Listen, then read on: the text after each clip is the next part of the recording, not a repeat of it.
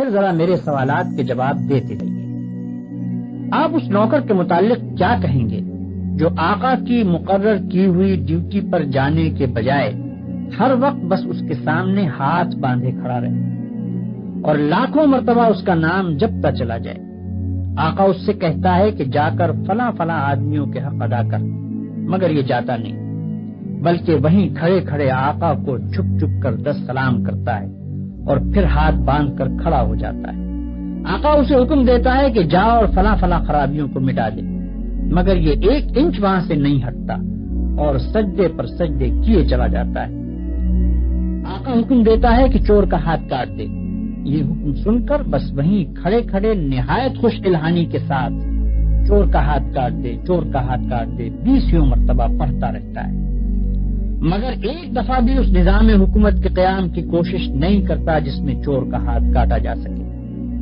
کیا آپ کہہ سکتے ہیں کہ یہ شخص حقیقت میں آقا کی بندگی کر رہا ہے؟ اگر آپ کا کوئی ملازم یہ رویہ اختیار کرے تو میں نہیں جانتا ہوں کہ آپ اسے کیا کہیں گے، مگر حیرت ہے آپ پر کہ خدا کا جو نوکر ایسا کرتا ہے آپ اسے بڑا عبادت گزار کہتے ہیں۔ یہ ظالم صبح سے شام تک خدا جانے کتنی مرتبہ قرآن شریف میں خدا کے احکام پڑھتا ہے، مگر ان احکام کو بجا لانے کے لیے اپنی جگہ سے جنبش تک نہیں کرتا، بلکہ نفل پر نفل پڑھے جاتا ہے، 1000 دانہ تسبیح پر خدا کا نام جپتا ہے اور خوش الہانی کے ساتھ قرآن کی تلاوت کرتا رہتا ہے۔ آپ اس کی یہ حرکتیں دیکھتے ہیں اور کہتے ہیں کہ کیسا زاہد عابد بندہ ہے۔ یہ غلط فہمی صرف اس وجہ سے ہے کہ آپ عبادت کا صحیح مطلب نہیں جانتے۔ ایک اور نوکر ہے جو رات دن ڈیوٹی تو غیروں کی انجام دیتا ہے، احکام غیروں کے سنتا اور مانتا ہے، قانون پر غیروں کے عمل کرتا ہے اور اپنے اصلی آقا کے فرمان کی ہر وقت خلاف ورزی کیا کرتا ہے، مگر سلامی کے وقت آقا کے سامنے حاضر ہو جاتا ہے اور زبان سے آقا ہی کا نام جپتا رہتا ہے۔ اگر آپ میں سے کسی شخص کا نوکر یہ طریقہ اختیار کرے تو آپ کیا کریں گے؟ کیا آپ اس کی سلامی کو اس کے منہ پر نہ مار دیں گے؟ جب وہ زبان سے آپ کو آقا اور مالک کہے گا تو کیا آپ فوراً یہ جواب نہ دیں گے کہ تو پرلے درجے کا جھوٹا اور بے ایمان ہے، تنخواہ مجھ سے لیتا ہے اور نوکری دوسروں کی کرتا ہے، زبان سے مجھے آقا کہتا ہے اور حقیقت میں میرے سوا ہر ایک کی خدمت کرتا پھرتا ہے؟ یہ تو ایک معمولی عقل کی بات ہے جسے آپ میں سے ہر شخص سمجھ سکتا ہے، مگر کیسی حیرت کی بات ہے کہ جو لوگ رات دن خدا کے قانون کو توڑتے ہیں، کفار و مشرکین کے احکام پر عمل کرتے ہیں اور اپنی زندگی کے معاملات میں خدا کے احکام کی کوئی پرواہ نہیں کرتے، ان کی نماز اور روزے اور تسبیح اور تلاوت قرآن اور حج و زکوٰۃ کو آپ خدا کی عبادت سمجھتے ہیں۔ یہ غلط فہمی بھی اسی وجہ سے ہے کہ آپ عبادت کے اصل مطلب سے ناواقف ہیں۔ ایک اور نوکر کی مثال لیجیے۔ آقا نے اپنے نوکروں کے لیے جو وردی مقرر کی ہے یہ ٹھیک ناپ تول کے ساتھ اس وردی کو پہنتا ہے، بڑے ادب اور تعظیم کے ساتھ آقا کی خدمت میں حاضر ہوتا ہے، ہر حکم کو سن کر اس طرح جھک کر بصر و چشم کہتا ہے کہ گویا اس سے بڑھ کر اطاعت گزار خادم کوئی نہیں۔ سلامی کے وقت سب سے آگے جا کر کھڑا ہوتا ہے اور آقا کا نام جپنے میں تمام نوکروں سے بازی لے جاتا ہے، مگر دوسری طرف یہی شخص آقا کے دشمنوں اور باغیوں کی خدمت بجا لاتا ہے، آقا کے خلاف ان کی سازشوں میں حصہ لیتا ہے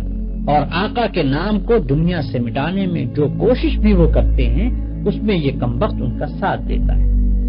رات کے اندھیرے میں تو آقا کے گھر میں نقم لگاتا ہے اور صبح بڑے وفادار ملازموں کی طرح ہاتھ باندھ کر آقا کی خدمت میں حاضر ہو جاتا ہے۔ ایسے نوکر کے متعلق آپ کیا کہیں گے؟ یہی نہ کہ وہ منافق ہے، باغی ہے،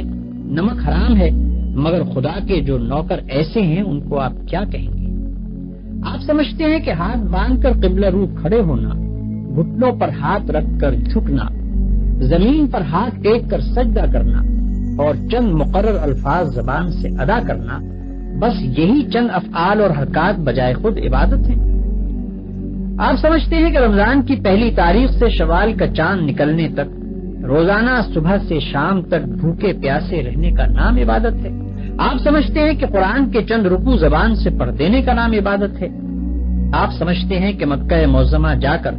کعبے کے گرد طواف کرنے کا نام عبادت ہے؟ غرض آپ نے چند افعال کی ظاہری شکلوں کا نام عبادت رکھ چھوڑا ہے، اور جب کوئی شخص ان شکلوں کے ساتھ ان افعال کو ادا کر دیتا ہے تو آپ خیال کرتے ہیں کہ اس نے خدا کی عبادت کر دی اور اس کی تخلیق کا مقصد پورا ہو گیا، اب وہ اپنی زندگی میں آزاد ہے کہ جو چاہے کرے۔ لیکن اصل حقیقت یہ ہے کہ اللہ نے جس عبادت کے لیے آپ کو پیدا کیا ہے اور جس کا آپ کو حکم دیا ہے وہ کچھ اور ہی چیز ہے۔ وہ عبادت یہ ہے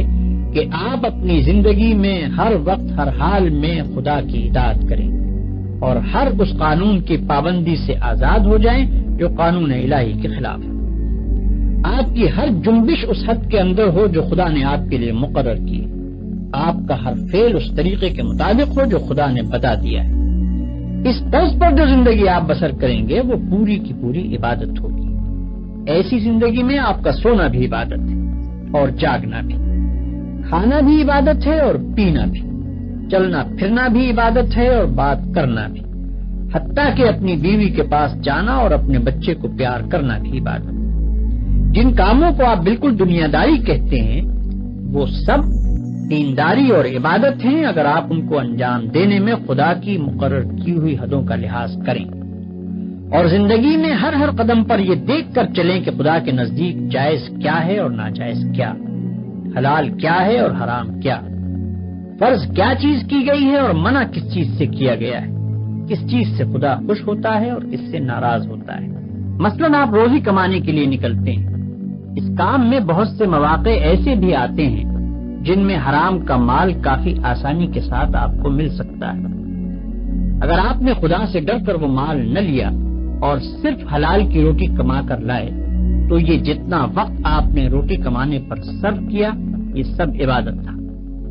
اور یہ روٹی گھر لا کر جو آپ نے خود کھائی اور اپنی بیوی بچوں اور خدا کے مقرر کیے ہوئے دوسرے حقداروں کو کھلائی، اس سب پر آپ اجر و ثواب کے مستحق ہو گئے۔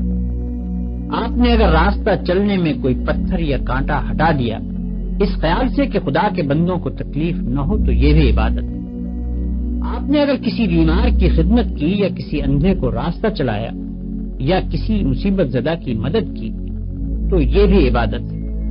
آپ نے اگر بات چیت کرنے میں جھوٹ سے، غیبت سے، بدگوئی اور دل آزاری سے پرہیز کیا اور خدا سے ڈر کر صرف حق بات کی